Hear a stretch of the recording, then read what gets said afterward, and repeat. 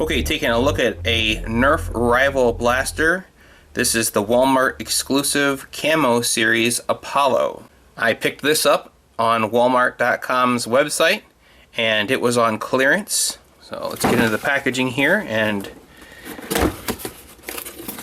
see what we think of this blaster. Now, I am not super in love with the way that this blaster looks aesthetically.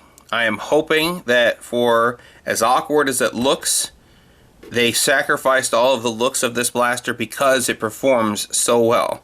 But I got it on clearance, so if I hate it, then it wasn't the biggest loss in the world. It's just checking out another blaster. So set the packaging off to the side, and you get the blaster, you get a magazine, you get 7 Camo series exclusive high impact rounds.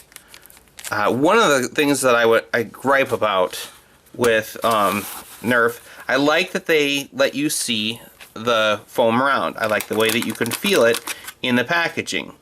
But this one here, it's kind of yellowed and browned in the white section of it.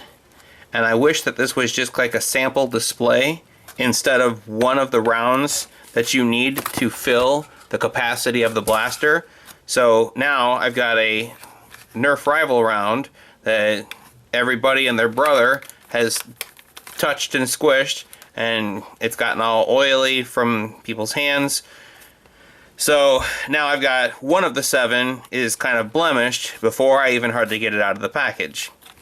I'm probably not going to use these rounds with them being exclusive. I think I'm just going to leave them in the package for now, and I'm going to go ahead and run the regular yellow rounds. But it would have been nice if all 7 of them would have been in nice shape when I got them. So here's the blaster and the magazine.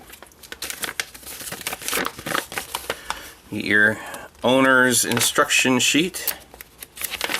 It shows you how to load the magazine into the blaster, charge the blaster, and discharge the blaster. Goes over the safety on the blaster, and then it goes over the jam clearing mechanism, so on and so forth. So that's all the information that you get with the instruction manual. Alright, going over the first thoughts of this blaster.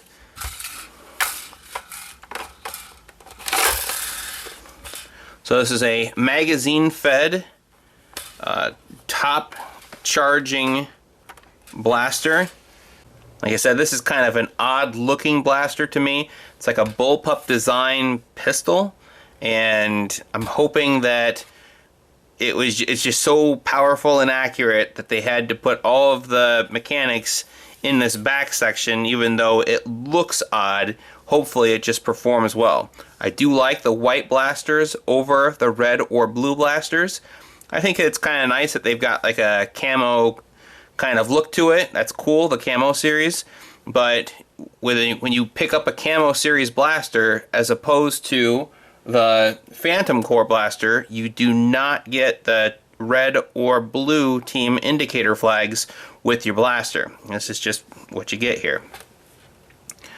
So I think if I were going to be designing my own Nerf blaster, I would want to accomplish one of 2 things, preferably both, but I would want the blaster to look aesthetically nice. I would want it to resemble something that you would see in like a sci-fi kind of movie, something that just looks militaristically cool, and I would want it to perform well. And I don't think that this one accomplished anything in the looks department, so I'm hoping that this thing really performs well. Shoots straight, shoots far.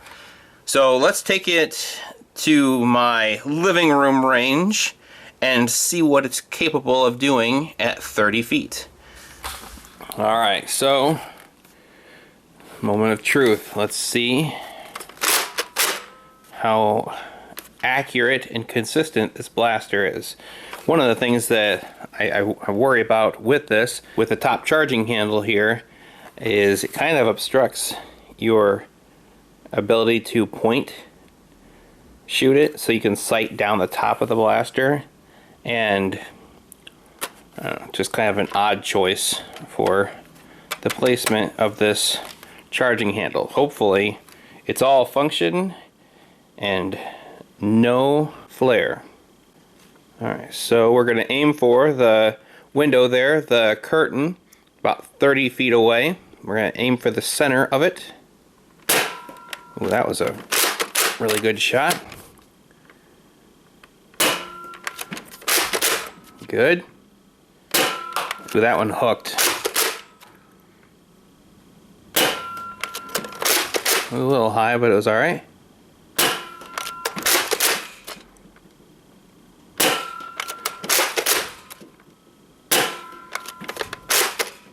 I think that was it. Yep. Yeah, that really performed well. I would say at least 5 or 6 out of 7. Alright, so loading the magazine is a very easy process. Just pressing each round into the top of the magazine.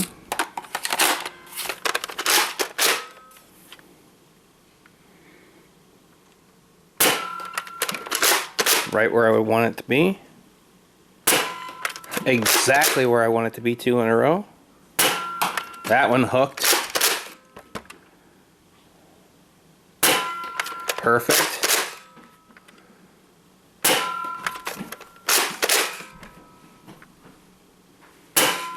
That one hooked.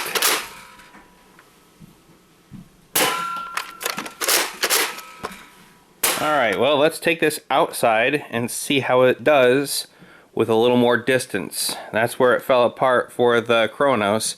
Adding that extra 10 feet really just gave it more opportunity to hook and spin off out of control. So let's see what that extra 10 feet does outside. Alright, so here we are outside.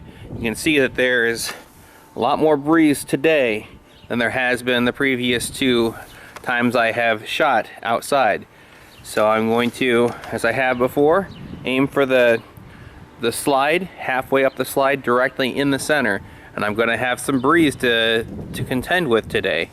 I don't know how much that microphone's picking it up. Hopefully it's not howling. But, alright. It could be this blaster has enough power behind it to overcome this breeze. Might have overcompensated there. Good hit. That one hooked. That one hooked. That one dove and hooked. That one high. And that one was close. I think that was it. Yep. Alright, so load this back up here. And with this target being 40 feet, it could just be that that additional 10 feet is enough to let those balls start to spiral in a direction I'm not intending them to go. And it could be that the wind is affecting it too. I don't think so, but alright, let's try this again. That was closer. That one's hooked.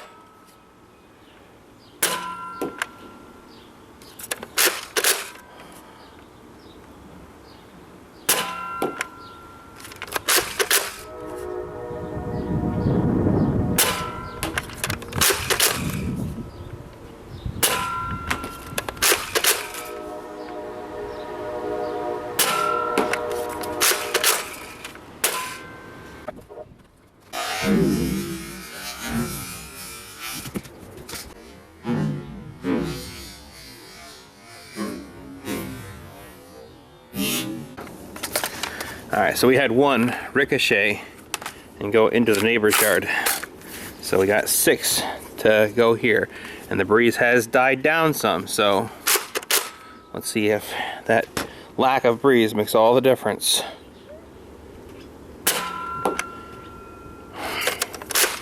Lost another one to the neighbor's yard.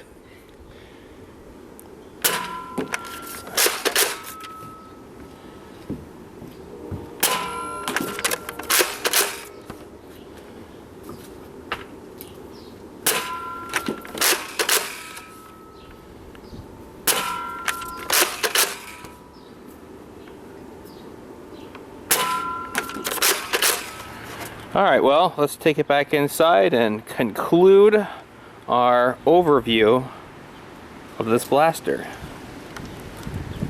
Alright, so coming back in from outside, we ended up losing 2 of our 7 rounds. And I guess go over, if you need to remove all of the rounds, there is this little tab here. If you pull it forward, it will release all of the rounds. You put them back in your storage box. So as far as the way that the grip feels, at least it's consistent. It's consistently big. It's not uncomfortable, and I understand why they had to do it, but I'm not super in love with how big it is. But I understand why they did it. So I can get over the unidealistic size of the grip. Trigger is nicely placed. I feel like my finger falls very naturally on it.